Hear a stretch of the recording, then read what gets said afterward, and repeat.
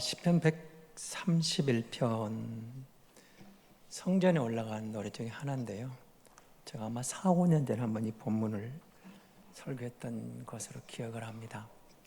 제가 오늘 먼저 표준 세번역을 그리고 아가페 쉬운 성경을 읽어드릴 테니까 여러분 그 본문을 보면서 한번 비교해서 들어보시기 바랍니다. 조금 도움이 될 겁니다. 먼저 표준 세번역입니다. 주님, 이제 내가 교만한 마음을 버렸습니다. 오만한 길에서 돌아섰습니다. 너무 큰 것을 가지려고 나서지 않으며 분에 넘치는 놀라운 일을 이루려고도 하지 않습니다. 오히려 내 마음은 고요하고 평온합니다. 젖된 아이가 어머니 품에 안겨 있듯이 내 영혼도 젖된 아이와 같습니다. 이스라엘아, 이제부터 영원히 오직 주님만을 의지하여라. 좀 더 이해가 되셨는가 모르겠어요. 표준 세번역이었고 아가페 쉬운 성경이 이렇게 번역을 했습니다. 여호와여, 내 마음은 허황되지 않으며 나의 눈은 교만하지 않습니다. 나는 커다란 일들에 관심을 두지 않으며 너무 놀라운 일들에도 관심을 두지 않습니다. 그 대신 나는 잠잠하고 조용히 있습니다.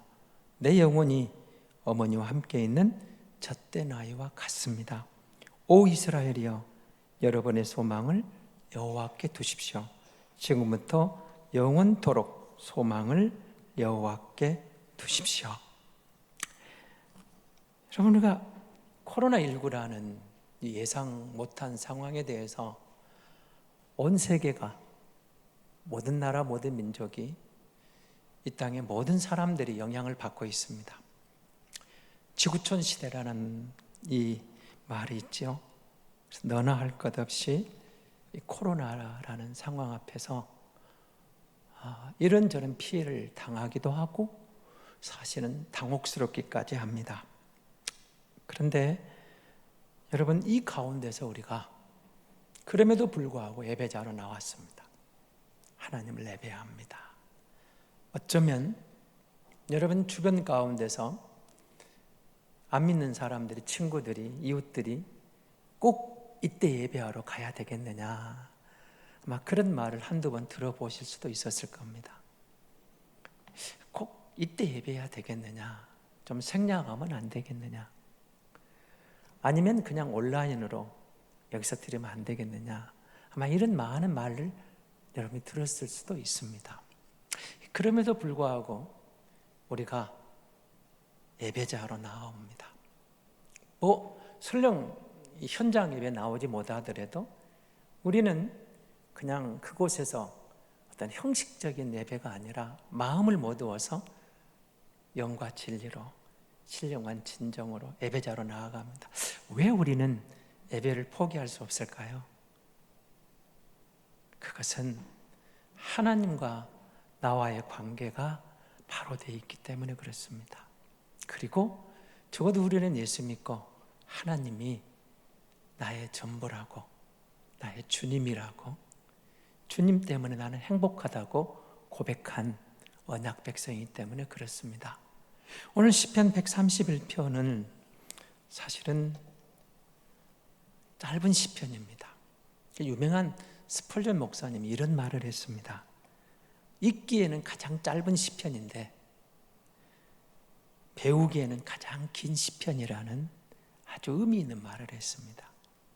그러니까 시편 131편에서 3절밖에는 짧은 시편이지만 여기에 하나님의 깊은 뜻이 담겨 있고 또 이 말씀 가운데서 우리가 배울 게 너무 많다, 이렇게 고백을 했던 거죠. 정말 여러분, 우리가 어느 날 예수 믿고 하나님을 사랑합니다 라는 고백을 하게 되었습니다. 그리고 정말 구원의 감격을 우리가 누리면서 이런 고백을 했습니다. 나는 주님 때문에 행복합니다. 그러니까 나는 예수님이 좋습니다, 이런 고백을 했죠. 그러면 정말로 다윗은 오늘 시편을 통해서 무슨 말을 하고 싶었을까요?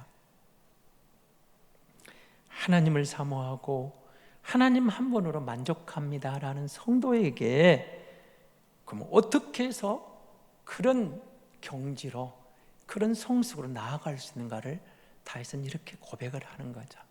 그래서 여러분, 오늘 시편 131편의 표제가 다윗의 시요 성전에 올라가는 노래로 그렇게 되어 있습니다. 잘 아시는 대로 다윗은 이스라엘의 가장 위대한 왕입니다.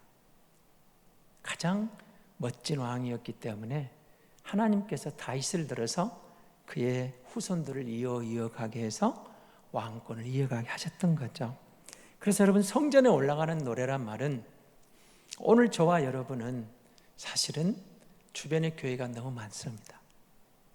그래도 불신자가 많으니까 교회마다 예수 믿는 사람이 가득 찼으면 좋겠는데, 어쨌든 우리는 많은 교회 가운데 우리가 이 자리에 와 예배드리고 있습니다.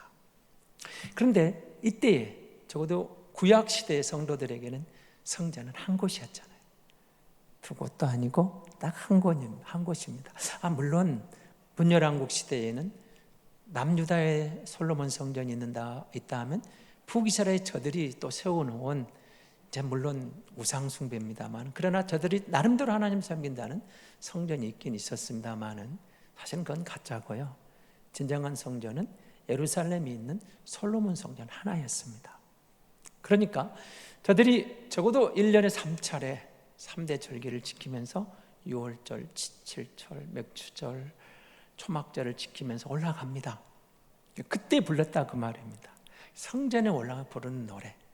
그러면 여러분, 성전에 올라가서만 불렀겠습니까? 일주일 동안 혹은 절기를 마무리하고 내려가면서도 이 찬양을 불렀겠죠. 그러니까 성전에 올라가면서 하나님을 예배하러, 제사하러 가는 그 기쁨을 가지고 설레는 마음으로 예배를 드리고, 내려가면서 이제 고향으로, 삶의 현장으로 내려가면서 또 찬양을 드리면서 내려갔다, 이런 뜻이 되겠죠.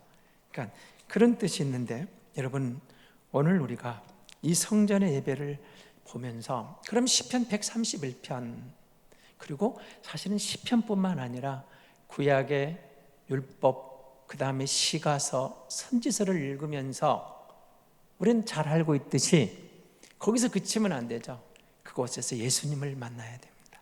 그 말씀 가운데 메시아, 구약 성경이 말하는 오실 메시아에 대한 기록을, 메시아를 찾아야 되고, 그리고 신약 성경에 오신 메시아 예수에 대한, 예수님이 누군가를, 예수를 만나는 게 중요하겠죠. 예수님은 누가복음 24장 44절에서 이렇게 구약을 증거를 내립니다. 한번 같이 보겠습니다.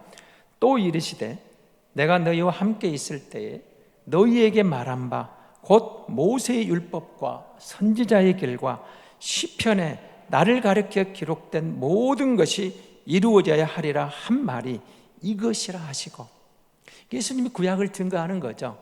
모세의 율법, 그리고 선지자들의 글, 시편까지 다 나를 가리켜 한 말이다. 그러니까 우리는 어떤 말씀을 구약에서 보더라도 그 안에 있는 그리스도를 만나야 되는 거예요. 예수 그리스도.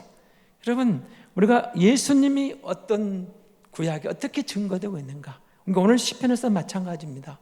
시편 131편에 성전에 올라가는 노래를 부르면서 다윗은 어떻게 메시아를 계시하고 있을까? 그분을 우리가 그 계시의 중심에 어떻게 예수님이 계시는가?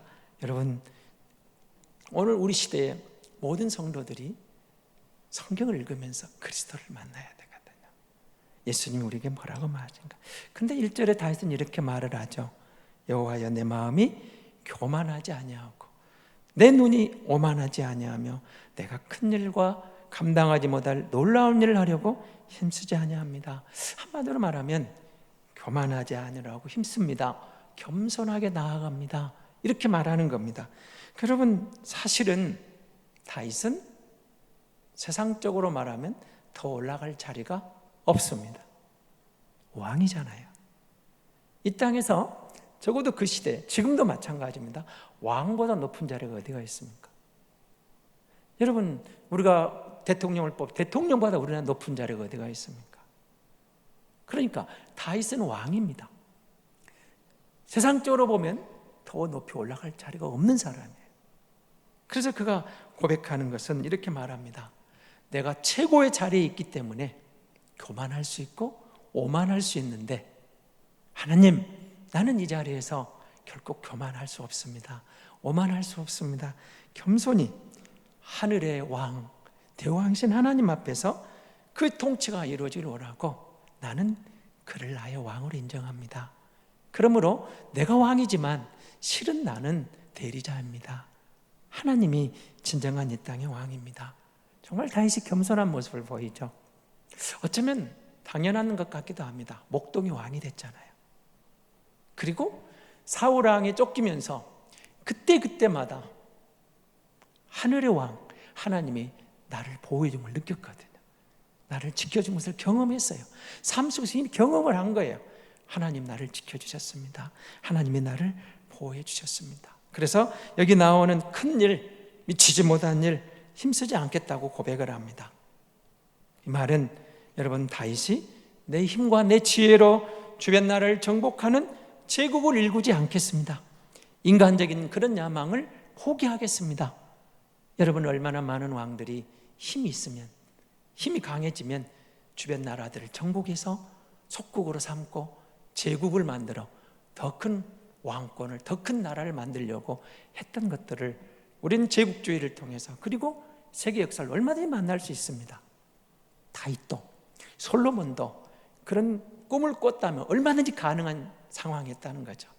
그런데 다윗은 이렇게 말합니다. 나는 그런 모든 인간적인 야망을 포기합니다. 나도 다른 사람들처럼 왕이었던 업적을 남겨서 그럴듯한 평가를 후세인들 사람들 받고 싶지만 아닙니다. 나의 진정한 왕이 계십니다. 그래서 그 왕을 인정하고 그 왕이 내게 맡긴 것을 감당하겠습니다. 그러면서 2절에 이렇게 말하죠. 내 심령이 고요하기를 원합니다. 내 마음이 평화롭기를 원합니다. 다윗은 이런 모습으로 말을 하는데 어쩌면 세상 사람들은 그렇게 말할지 모릅니다. 야, 그만한 힘이 있으면서 그 정도 갖고 만족해? 여러분 어떤 뭔가를 움켜쥘 수 있는 큰 능력이 있는데 그 정도에서 머무르려고 하면 야, 그거 얻어, 그거 취해, 그러지 않겠습니까?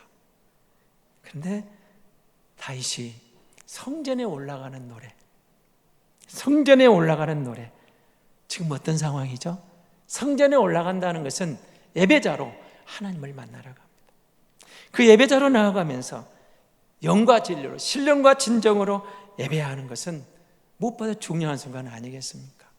다윗이 이렇게 말하는 거죠. 젖된 아이와 같이 하나님 품에 있는 것을 나는 만족합니다. 그 말입니다. 하나님의 평안입니다. 여러분, 젖된 아이 몇 살쯤 됐을까요? 아이를 길러보신 분들은 지금은 아마 2살 정도 될까요? 2-3살이면 되겠죠. 근데 옛날에는 뭐 4살, 5살까지도 젖을 먹었죠. 그런 시절이 있었죠. 그런데 이 아이가 젖을 뗐어요. 젖을 뗀 아이는 더 이상 엄마 젖이 필요하지 않습니다. 엄마 젖을 먹지 않아요. 그러나 엄마를 떠난 게 아닙니다. 엄마 젖은 안 먹지만, 엄마 젖은 끊었지만 여전히 엄마 품이 그리운 겁니다. 내가 엄마의 젖을 먹지 않아도 엄마 가슴에 안겨 있는 것으로, 엄마 품에 안겨 있는 그것으로 아이는 평온을 누리는 거예요. 평강을 누리는 거예요. 그게 너무 좋은 거. 엄마 품에 안기는 거. 그래서 그 비유를 들어서 이렇게 말합니다.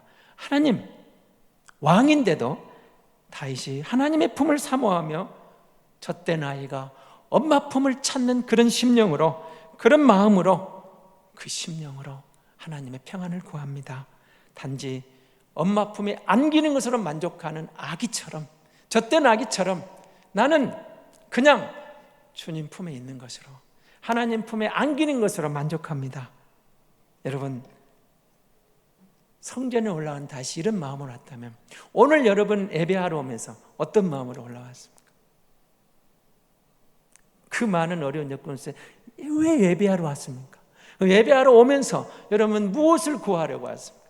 내가 무엇 때문에 예배자러 왔습니까? 뭘 구하려고? 뭘 채워달라고? 다윗은 이렇게 말하는 거죠. 예배 드리러 가는 그 속에서 뭘 얻고 싶다는 보다 정말 내가 주님 품에 안기는, 나를 품어주시는 그 하나님이 그립습니다.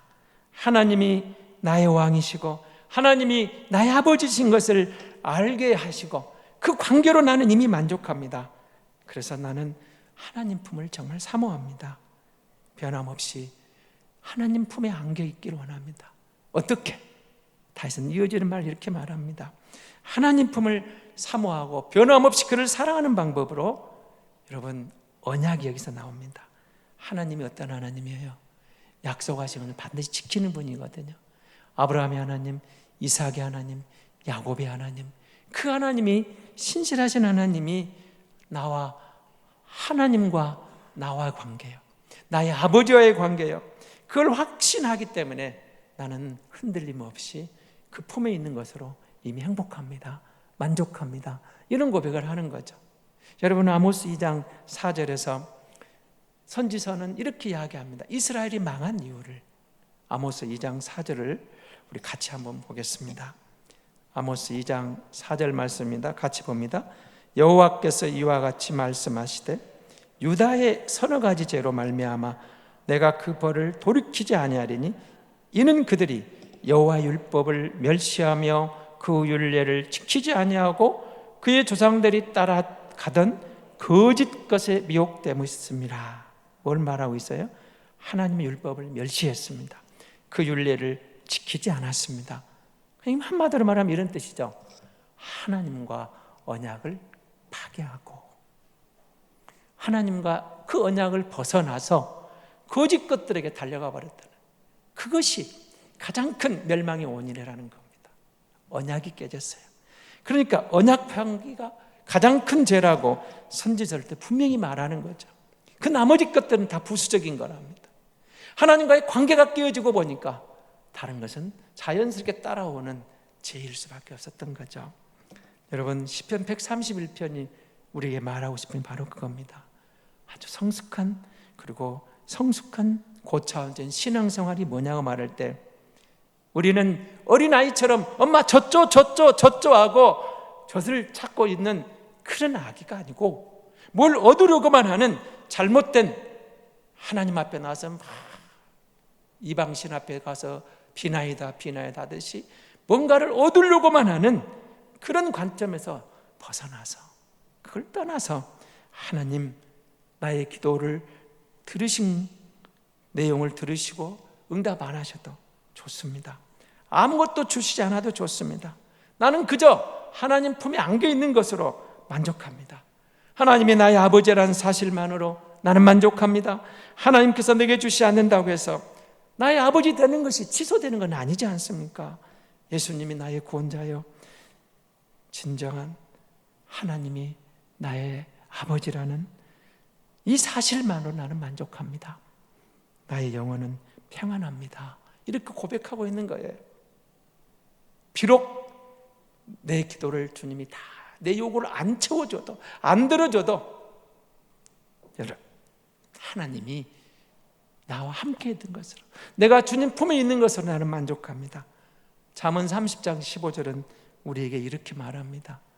우리가 얼마나 많이 말하는가 같이 보겠습니다. 그 머리에게는 두 딸이 있어 다오다오 하느니라. 족한 줄을 알지 못하고 족하다 하지 않은 것 서너 신나니. 그러니까 두 딸이 그 머리에 있는데 맨날 달라는 거예요. 다오 달라고 만족할 줄을 모른다는 겁니다. 여러분, 우리가 만유의 주님을 만나서 하나님의 자녀가 됐다는 사실이 얼마나 감격적입니까? 사도 바울이 이 부분을 이렇게 말했죠. 내가 가난한 자 같고 아무것도 없는 것 같지만 실상은 모든 것을 가진 사람이다. 가난한 것 같지만, 바울은 아무것도 없는 것 같지만 나는 부유한 자라고. 그렇습니다. 예수 그리스도의 사랑 안에 있다는 것을, 그를 내가 믿는다는 사실로 이미 그 사랑이 내 안에 넘쳐나면 나는 모든 것을 가졌다는 겁니다. 하나님이 내 아버지라는 사실이, 예수님이 진정 내 신랑이라는 사실이 내가 고백하고 내 삶에서 누리는 거예요. 그래서 하나님의 품이 피난처인 것은 다윗은 깨달은 거죠. 주님 안에서 세상 풍랑도 잔잔케 됨을 믿었던 겁니다. 우리의 진정한 주님 대신 주님이 나의 기업인 것을 고백하고, 정말 내가 무언가를 갖고 있다, 얼만큼 올라가 있다, 그게 아니고 하나님과의 관계를 우선시했던 겁니다. 그 다윗은 그런 고백을 할 수 있던 거죠. 여러분 그러지 않을까요? 우리가 갖고 있는 모든 것들은 다 유통기간이 있습니다. 다 유통기간이 있어요. 내 생명마저도 유통기간이 있습니다.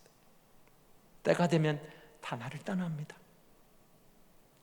때가 되면 다 내려놔야 됩니다. 그런데 관계는 영원합니다. 그렇잖아요. 내 아버지 돌아가셔서도 내 아버지입니다. 돌아가셔서 내 아버지의 아들입니다. 하나님이 내 아버지다. 하나님이 나의 아버지다. 이 관계는 깨지지 않는다는 거예요. 그 언약 안에서 하나님이 나의 아버지라는 이 사실이 얼마나 감사합니까? 여러분, 하나님과 우리 관계에서 아버지 하나님이라고 고백할 수 있다는 거예요. 이건 영원한 겁니다. 비록 여러분 육신의 아버지가 가난해서 좋은 것을 다 해주지 못해도 철이든 자식이라면 그래도 아버지를 존경하고 사랑하는 겁니다. 좋은 것을 주고 싶지만 형편이 그렇지 못해서 주지 못하는 아버지의 마음을 헤아리고 그럼에도 아버지를 사랑할 수 있다고 고백하는 것은 부모와 자식 간의 관계에 일어나는 일이죠. 관계죠. 하나님이 내 아버지입니다. 졌을 때 나이가 더 이상 젖을 필요 없듯이 주님이 내 아버지 되시고 나의 신랑 되시고 나와 관계가 영원한 관계가 이 언약이 이루어진 것으로 나는 만족합니다. 비록 내가 달라는 다 안 주셔도 그게 없어도 아버지 품에 있는 것만으로 아버지 품 안에 내가 피난처로 삼아 들어갈 수 있는 것만으로 나는 만족합니다. 나는 행복합니다. 말할 수 있다는 거죠. 여러분, 우리가 정말 하나님을 사모하는 사람들입니다. 하나님을 바라보는 사람들입니다. 하나님 한 분으로 만족하다고 고백한 사람입니다. 그렇다면 우리는 우리의 삶 속에서 하나님의 영광을 드러내며 그분의 언약 안에 사는 것을 훈련받아야 됩니다. 다윗이 이렇게 말하죠. 이스라엘 백성들도 나처럼 내 백성이 하나님을 바라길 원합니다. 3절을 보십시오. 이스라엘아 지금부터 영원까지 여호와를 바랄지어다. 여러분, 이스라엘아 여호와를 바라라. 이 말은 바라란 말은 신뢰하라, 고대하라, 의지하라, 여호와를 믿어라, 이런 다양한 말로 성경은 번역을 하고 있습니다. 바라라, 의지하라, 믿어라, 신뢰하라, 희망을 그곳에 둬라. 우리가 하나님 지금부터 영원까지 우리가 하나님과의 관계에서 깨지지 않는 언약 안에서 그 은혜를 누리고 사는 것이 우리 진정한 행복이라는 거죠. 여러분, 이 시편 131편을 학자들은 이렇게 말합니다. 바벨론 포로 이후에 들어와서 그 수르바벨에 의해서 성전이 재건되죠. 그리고 에스라와 수르바벨 이런 사람들의 성전이 재건된 다음에 저들이 하나님의 그 성전에 나아가 드렸던 예배를 한번 생각해 보십시오. 70년 만에 포로로 귀환해서 성전을 지었어요. 근데 아무리 봐도 솔로몬 성전만큼 화려하거나 거창한 건물은 못 되었습니다. 그러나 지금까지 예배가 상실되어 있던 저들이 그곳에서 예배드린 감동은 아마 말로 표현할 수 없을 만큼 감격적이었을 겁니다. 그렇죠? 여러분, 우리가 드리는 예배에 감동하고, 여러분 다니엘 기도회를 통해서 여러 사람들의 간증이 나왔습니다마는 저는 참 많이 내가 믿음이 없구나 그런 많은 고백을 하게 됐습니다. 그리고 그 가운데 여러분 그 북한에 탈북했던 자매가 사모가 되어서 뉴코리아 교회였던가요? 그분의 간증을 들으면서 제가 깜짝 놀랐어요. 야, 어떻게 북녘 땅에서 할머니가 손주에게 신앙의 대물림이 이어지고 있더라고요. 놀랍지 않습니까? 엄마가 자식에게, 할머니가 손자에게 그 신앙이 이어가고 있어요. 그 숨어서 말도 못하죠. 가만히 이불을 들었어요. 여러분, 그들이 와서 이렇게 자유롭게 예배하는 그 순간의 감동, 그 감격은 어떤 기분일까요? 그냥 여러분 무덤덤할까요? 아니었을 것 같아요. 하나님 앞에 마음껏 찬양하며 예배하는 순간에 저들은 아마 눈물바다 아니었을까요? 감동이 몰려오겠죠. 마음껏 찬양할 수 있는 것이, 기도할 수 있는 것이, 큰 소리로. 포로에 돌아온 이들에게 그 예배의 감격이 있었습니다. 예배자의 감격. 그러나 여전히 상황은 페르시아로부터 벗어나지 못했죠. 그리고 사마리아의 지도자들인 사네립이나 도비아나 이런들의 이업과 조소가 있었습니다. 성전을 짓고 제사를, 예배를 회복하니까 상황이 다 끝난 게 아니에요. 어려운 사건은 그대로 있어요. 그런데 그곳에 감동이 몰려오는 거죠. 우리가 그 솔로몬 성전의 그 화려한 곳에서 그렇게 예배드릴 때 왜 이런 일이 왔느냐? 사실은 그 화려한 성전에서 예배가 거짓됐어요. 껍데기 예배였어요. 그것 때문에 거짓 예배, 형식적인 예배, 그러다가 하나님이 토할 것 같다 하셨죠. 결국 그 가운데서 그 잘못된 예배, 언약을 떠난 저들은 결국 망하고 만 것이죠. 그런데 이제 이들이 성전에 올라가서 올바른 예배자로 사는 거 얼마나 좋습니까? 우리가 하나님으로부터 무엇을 얻는 것, 받아내는 것, 찾아 먹는 것, 여러분 이것이 중요한 게 아닙니다. 올바른 예배자로 사는 겁니다. 하나님 품을 사모하는 것, 그분 안에서 평화가 안식을 누리는 것, 구원의 하나님을 기뻐하는 것, 하나님과 자녀된 관계를 확실히 확인하고 그 예배 가운데서 기뻐하는 거예요.